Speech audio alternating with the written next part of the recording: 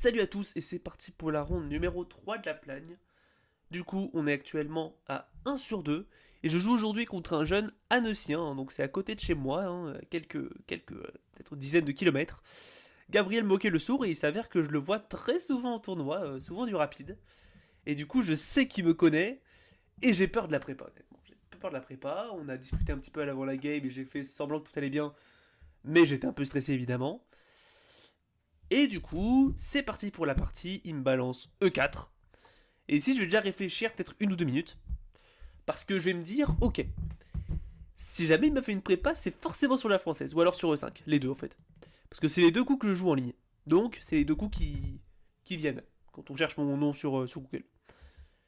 Donc, est-ce que je joue autre chose, genre la sicilienne, pour le dérouter? Ou est-ce que je joue vraiment U6?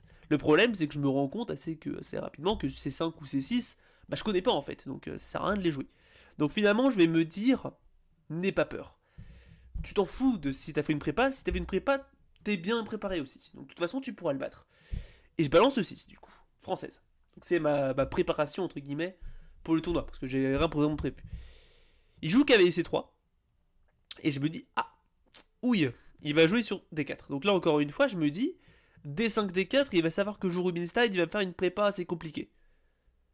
Mais, je me dis, attends, est-ce que je joue C5? Parce que C5 c'est jouable, ça transpose dans une ouverture que j'ai joué avec les noirs. Mais après, je me dis, bon, allez, là, Nathan, tu te fais encore avoir par la peur. Balance D5. Voilà, balance D5, de toute façon, voilà. Donc D5. Et si je m'attendais à ce qu'il me joue D4, et il va me balancer cavalier F3. Une française de cavalier, ça fait longtemps que je ne l'ai pas joué. Et surtout, je ne l'ai jamais joué en lent. J'ai joué juste quelques fois en rapide et quelques fois en blitz, mais c'est vraiment tout. Donc ici, moi je suis content, parce que je sais que cette variante n'est pas critique, c'est pas une variante qui va essayer de jouer pour l'avantage avec les blancs. Et du coup, je réfléchis un petit peu, j'essaie de me rappeler de ma prépa, mais finalement, je balance des 4, ma prépa, Attaque le cavalier, ici il revient en E2. Tape le pion, ici il met pression. C5, je défends. C3, attaque avec un petit piège, ici évidemment je le connaissais. Si jamais je joue D3, il y a cavalier F4, attaque le pion. C5, enfin C4 et dame A4 qui vient gagner le matériel. Ça veut dire qu'il va gagner ce pion puis celui-là. Donc globalement c'est perdant. Donc évidemment je me fais pas avoir par ça. Même si ça peut très vite arriver, c'est arrivé. Cavalier F6, je joue. Donc c'est la préparation. C'est la réfutation contre la 4 cavalier. L'idée c'est que s'il prend maintenant, il y a le pion E4 qui est en prise. Donc il est forcé de bouger. Il prend. Donc ici si je prends attention, ici c'est peut-être pas aussi précis parce qu'il y a peut-être des Français. C'est des positions qui sont spéciales, mais les blancs sont bien. Donc d'abord je récupère. Et ici le meilleur coup c'est E5. Cavalier FD, et après cavalier E prend D, cavalier prend, dame prend, un coup comme cavalier F3. Ça va être des positions spéciales où les blancs et les noirs sont équilibrés. Mais il va me jouer cavalier E prend D4. Un coup qui m'avait l'air bizarre. Parce que du coup, ici, il se crée un pion isolé, je prends sans vergogne le pion E4. Et j'impressionne bien en fait. Il joue dame A4, échec.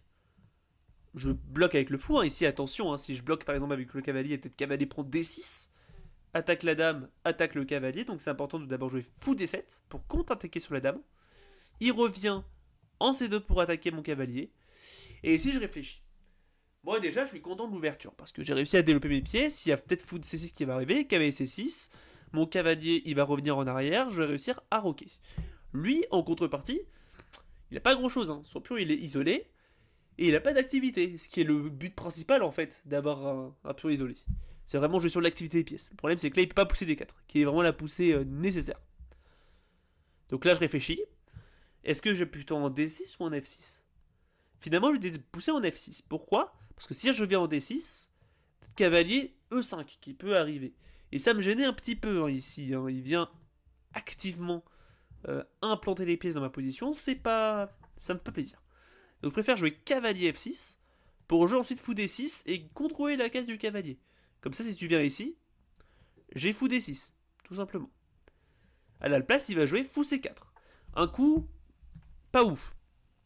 Pourquoi? Parce qu'en fait, dans la française, le fou, il est pas bien placé ici. Parce que ici, il faut vous dire qu'il y a une muraille. Ici, ça, c'est un mur de béton. Donc, t'as beau à taper dessus, tu pourras jamais percer. Le fou est pas bien placé, du coup, ici. soit tu viens plutôt en B5 pour essayer d'échanger. Mais moi, encore une fois, mon fou de casse blanche dans la française, il est pas bon, parce qu'il est coincé derrière les pions. Soit c'est plutôt en E2, c'est le coup que j'aurais probablement joué si je voulais développer le fou. Pour ensuite rapidement jouer sur petit roc. Ici le meilleur coup c'est B3 fou B2, donc pour jouer sur le Fianchetto. Bon, soit finalement. Fou C4. Ici je réponds avec fou D6, du coup je prépare le roc et je contrôle la case. Cavalier B5. Attaque mon fou. Ici je vais réfléchir si je prends ou si je viens en C6, parce que du coup si j'attaque et si je reviens en arrière j'ai perdu du temps. Prise, cavalier me semble intéressant. Mais je me dis ok, j'ai activé son fou, maintenant il a du jeu, hein, il est plus sur sa muraille. Donc peut-être je vais plutôt fou C6. Et je vais finalement décider de le jouer. Pourquoi fou C6? Parce que si tu prends, je suis heureux de prendre après de la dame. Et d'avoir de la bonne activité avec un fou qui est en fianchetto, défendu par un pion. Franchement, c'est bien pour moi, quoi. Donc ici, qu'est-ce qu'il fait? Et bien ici, Gabriel va jouer fou, dame D3. Parfaitement logique. Attaque mon fou. Si je reviens en arrière, il y a peut-être l'échange de dame qui va arriver. Ce coup fait parfaitement sens. Maintenant, moi, je vais me dire, ok, mais je peux jouer cavalier D5. Et là maintenant, t'as plus rien. Parce que ici, t'es coupé. J'ai un cavalier qui bloque le pion isolé. C'est-à-dire que contre un pion isolé, le meilleur bloqueur possible, c'est un cavalier. Et ici, il s'avère que c'est un cavalier qui bloque le pion. Donc je suis content. Et toi, tes pièces sont bizarrement placées. Hein. Dame et fou tape sur pas grand chose. La dame bloque le pion D. Le cavalier, ok, il est actif, mais il est susceptible d'être des coups comme A6, B5. Pour moi, les noirs sont mieux. Ici, Gabriel va jouer cavalier prend fou. Dame prend cavalier. Et B4. Il balance B4 comme ça, directement. Et je vais réfléchir. Parce que je me rends compte que tout de même, il y a pas mal d'attaques. Évidemment, je peux pas prendre du cavalier parce que madame est enfermée et clouée derrière. Et si je prends le pion, il y a fou A3 qui va arriver. Et après dame B6, je me dis ok, mais il empêche mon roc. Il y a peut-être cavalier E5 qui va arriver, cavalier D4. Ça m'a l'air hyper risqué quoi. Ici, il y a petit roc qui va arriver avec un avantage pour les blancs par exemple. Mais du coup, que faire? Que faire? Parce que là, ce qui va se passer, c'est qu'ensuite, là, le gars, il va jouer B5. Attaquer mon fou, forcer à revenir, et après, il va prendre et me créer un pion isolé. Et j'ai pas envie de ça. Donc ici, je vais réfléchir peut-être 10-15 minutes à essayer de peser le pour et le contre de petit roc, de dame C7, de dame prend, du coup, hein, j'ai calculé ça pas mal de temps aussi. Peut-être de jouer un coup comme, je sais pas moi, dame E7 pour jouer cavalier F4. Et finalement, je vais opter pour une option qui va complètement se prendre mon adversaire et qui va le forcer à réfléchir peut-être 30 minutes. Dame F4.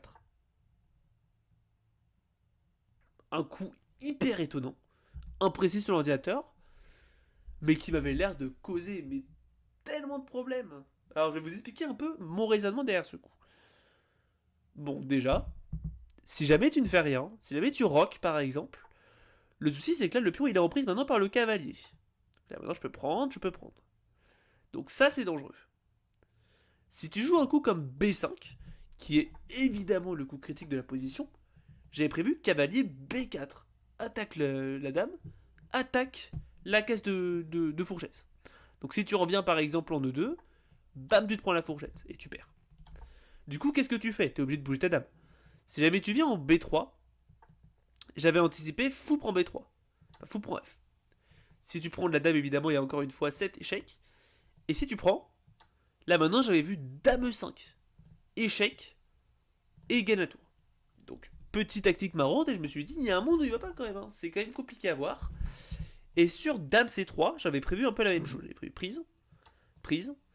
Mais là, le problème, c'est que du coup, j'avais mal calculé parce que du coup, maintenant, j'ai pas ça. C'est défendu par la dame. Donc ici, j'aurais probablement joué un coup comme. Là, ici, l'ordinateur dit carrément cavalier D7. Pour faire en sorte que sur prise, il y a ça maintenant. Donc peut-être que je l'aurais joué, mais j'aurais probablement joué un coup comme. Si, j'aurais probablement joué ça en fait. Avec prise et échec. Tellement je suis vicieux. Mais bon. L'idée, c'est que là, du coup, il a pas joué B5. J'avais prévu aussi sur A3 de simplement peut-être venir. Là, A3 c'est quand même vachement passif. Ici, l'ordinateur dit dame G4. Joli coup. Et moi, j'avais prévu probablement de jouer de roquet, un truc comme ça. À la place, Gabriel va réfléchir 20 minutes pour prendre. qui m'a l'air un peu moyen. Du coup, l'idée, c'est qu'il a simplement vu que le cavalier est souvent associé sur la case B4, donc il prend. Je récupère du fou. Et là, il va encore réfléchir 10 minutes pour jouer Dame D4, un coup que j'avais pas vu. Donc là, ici, encore une fois, je menace, en fait, de prendre le cavalier et de jouer sur la fourchette. C'est-à-dire que, par exemple, ici, j'ai prévu ça. Sur Petit Roc, j'avais prévu simplement un coup comme cavalier C6, un truc tranquille. Il y a ça qui est en prise. Je pourrais toujours prendre, prendre et prendre, avec des pions isolés en fin de ligne. Et Grand Roc arrive, avec un vis-à-vis. Ça peut arriver. Donc du coup, ici, mon adversaire doit être très vigilant. Et il va jouer Dame D4, un joli coup, hein. Il empêche un peu tout. Les idées de Dame G4, ça ne marche pas parce que maintenant il y a Dame prend. Prise, il y a prise. C'est compliqué. Donc ici, je vais réfléchir peut-être 30 bonnes minutes pour jouer Dame F6. Donc ici, j'ai bien vu que si je prends, il y a cavalier prend. Et en fait, je calculais surtout sur ces 30 minutes, fou prend G2, tour prend, fou ici, prise, et ça. C'est ça que j'ai vraiment calculé énormément de temps. Mais je me suis dit, ok, après fou B2, il y a quand même pas mal de pression et j'ai finalement pas aimé. Et j'avais aussi vu que là-dessus, il pouvait ne pas prendre, mais simplement jouer un coup comme cavalier B5. Attaque. Tu reviens là, et maintenant tu prends parce que maintenant ça s'est attaqué. Tu reviens là, et attaque. Et il y a le tour qui est en prise avec le fou qui est en prise derrière. L'ordinateur dit que c'est très bien pour moi. Mais évidemment, j'ai pas du tout aimé ça, quoi. C'est vraiment pas un truc qui m'a fait plaisir. Donc j'ai préféré simplement jouer Dame F6. Avec l'idée que si tu prends, je prends, et j'ai simplement un bon souffle de pion. Et j'ai la Queen G qui s'ouvre. Ici, mon adversaire va venir rapidement prendre ma dame. Je récupère. Fou B2. Attaque le pion. Je vais intercaler fou prend cavalier. Pion prend et roi E7. Alors pourquoi j'ai fait cette suite de coups? Parce que Gabriel, je sais qu'il va probablement maintenant vouloir jouer pour la nulle. Il ne peut pas gagner dans cette position. Donc il va vouloir jouer pour la nulle. Sauf que moi j'ai pas envie de faire nul. Parce que non seulement il est moins haut classé que moi, mais surtout j'ai une position dominante. Donc ici, j'ai une porte qui s'est ouverte brutalement. Ici je crée un déséquilibre. C'est-à-dire très clairement que j'ai un cavalier contre un fou. Le fou va être extrêmement fort sur la diagonale, mais à côté j'ai un cavalier qui va pouvoir jouer de partout et empêcher les pions isolés d'avancer. Donc c'est un déséquilibre qui pour moi est avantageux pour moi. Surtout qu'il a vraiment des pions dégueulasses. Et donc je vais essayer de jouer sur ça. C'est pour ça que du coup j'ai pris d'abord, même si le fou est peut-être moins fort que le. Est peut-être plus fort que le cavalier dans la position. J'avais juste envie de créer un déséquilibre pour pouvoir jouer sur quelque chose. Donc roi E7, je défends le pion. Ici je joue roi E2. Un coup un peu imprécis, honnêtement. Tour serre était probablement mieux. Mais roi E2. Et là ici je balance cavalier A6. Un coup intéressant. Vous savez quoi, je vais carrément le mettre. Un coup que honnêtement je suis fier d'avoir trouvé. Encore une fois, moi je suis très content, hein. Je suis assez fort pour trouver les manœuvres de cavalier. Donc ici je joue cavalier A6 pour attaquer le pion déjà. Si jamais tu pousses, j'ai cavalier C5 et puis je suis bien. Et si jamais tu défends, avec A3 par exemple, cavalier C7. Tu viens là, cavalier D5. Donc cavalier A6, cavalier C7, cavalier D5. Et mon cavalier maintenant il bloque le pion isolé encore une fois. Il est très actif, c'est une pieuvre en fait. Et il empêche les infiltrations. Donc ça c'était l'idée avec cavalier A6. Vraiment essayer de gêner l'adversaire.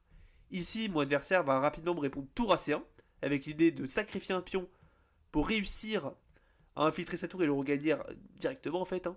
C'est pour ça qu'ici je n'ai pas le temps de prendre. Et je vais jouer tour AC8, donc je conteste la colonne. A3 défend le pion. Cavalier C7, je continue ma manœuvre. Tour H1, il prend la colonne ouverte. Pas le meilleur coup, je l'avais vu, mais du coup un coup logique. Et cavalier D5. Donc là maintenant ici j'ai mon cavalier qui est en pieuvre, hein, comme prévu.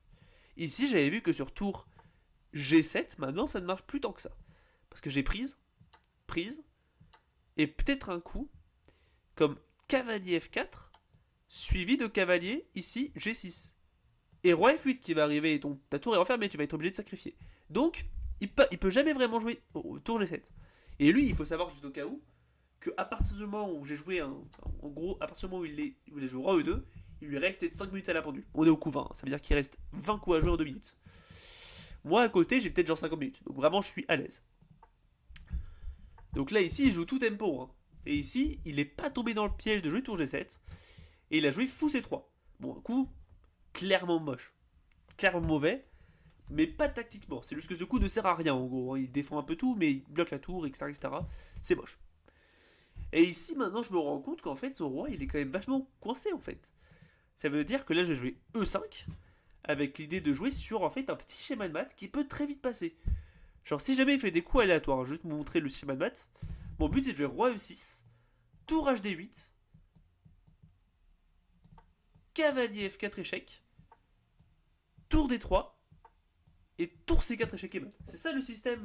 Bon, après, il dit que ça et ça, mais en gros, c'est ça le schéma de maths que j'ai vu, avec le roi qui bloque toutes les cases et les tours qui bloquent les colonnes. Donc je me suis dit, s'il est pas attentif, ça peut très vite passer. Donc après fou C3, je balance E5, préparer E6, tour D, cavalier F4, etc. etc. Il joue tour C2. Je continue avec tour HD8, du coup je me libère. J'avais pour plan qu'il joue roi G7, sur quoi j'allais sacrifier et du coup partir pour cette attaque. Il joue tour E1. Je balance cavalier F4. Roi F1. Donc ici, s'il joue roi E3, c'est un peu moche parce que maintenant il y a des tours D3. Et roi E6, toujours pareil. Et là maintenant, ça commence à être un problème, surtout qu'il y a peut-être F4 qui va arriver avec des maths. Par exemple, si tu prends, je prends, tu prends, d'accord, mais là maintenant F5 échec et mat. Donc ça peut très vite aller aussi. Donc ici, mon adversaire a plutôt joué roi F1. Logique, il revient en arrière en sécurité.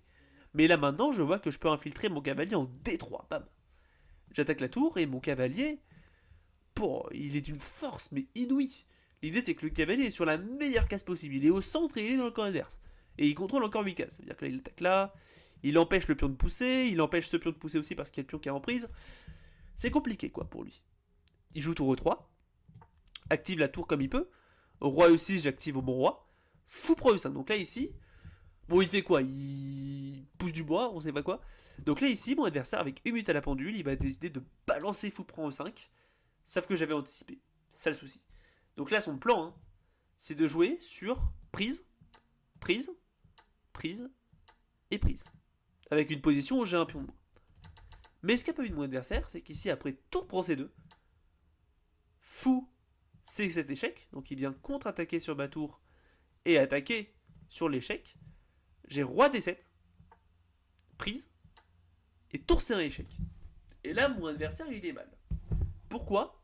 Parce que là, après cette tactique, je gagne du matériel. Alors déjà, si jamais... Bah là, il est obligé de bouger le roi en fait, hein, s'il bloque, il y a prise. Si jamais il bouge en E2, déjà, il y a échec et mat. C'est facile. Donc, il vient en G2. Et maintenant, j'ai plusieurs choix. J'ai étudié cavalier F4, mais j'ai vu qu'il y avait cavalier G3, cavalier échec, roi ici. Et je m'en sors pas si bien. Je m'en sors pas si bien, parce que du coup, il y a peut-être le fou qui va partir. Je suis obligé de rebouger mon cavalier. Bon, ici, apparemment, en gros, l'ordinateur préfère dans ce cas-là roi G4. J'avais vu, c'est vrai, je me souviens. Et après cavalier G7, maintenant, il peut simplement sortir et avoir 2 pions de plus et simplement être gagnant. Donc je vais simplement jouer du coup cavalier E1. Alors pourquoi? Parce que je fais échec. Si tu reviens en arrière, maintenant, c'est cavalier C2 le problème. J'attaque ta tour, j'attaque ton roi. Donc du coup, tu perds le matériel. Donc du coup, ici, il est obligé de jouer un coup comme... Si jamais je joue roi G3 d'ailleurs, je gagne la pièce. Après, roi prend fou et je vais simplement ressortir. Donc il est obligé, dans ce cas-là, de prendre mon cavalier.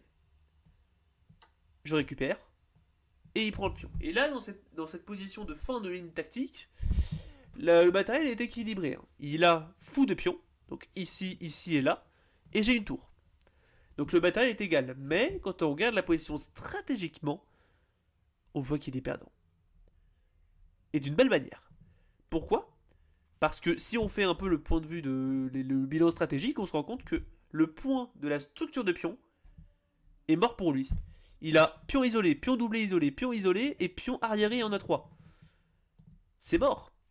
Et ici, je vais commencer par jouer tour B1. Attention, tour A1, c'est pas possible parce que le fou défend. Donc tour B1, avec l'idée de jouer sur tour B3 et attaquer le pion. Et celui-là. C'est-à-dire qu'après, mon but, ça va être du tour B3. Et si tu pousses, il y a le pion B4 en l'air.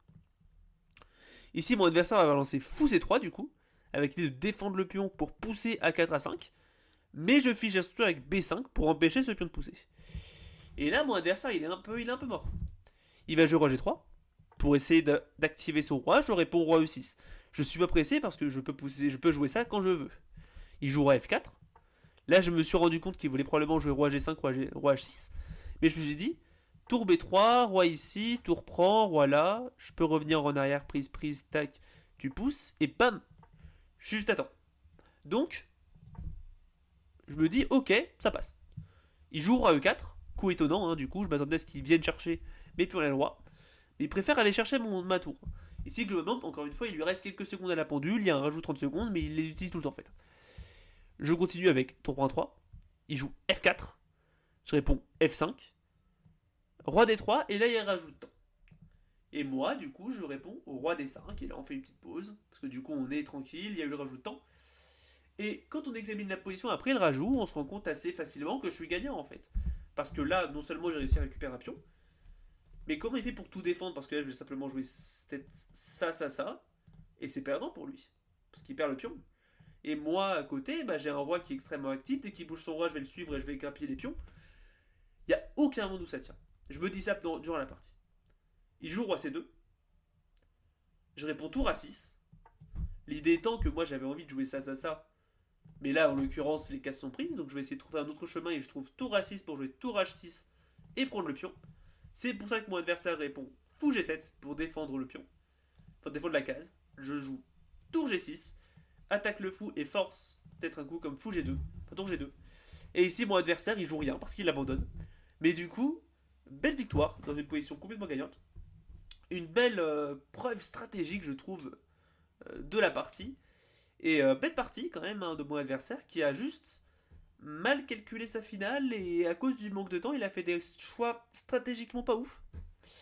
Mais du coup, voilà, une partie belle. Une autre victoire pendant ce toit de la Plagne. Mon adversaire a juste pas réussi à trouver du jeu à la fin. Je suis content de celle-là. Et du coup, je suis à 2 sur 3 actuellement. Et je vous dis à demain pour la ronde numéro 4. C'est Alpin. Tchuss.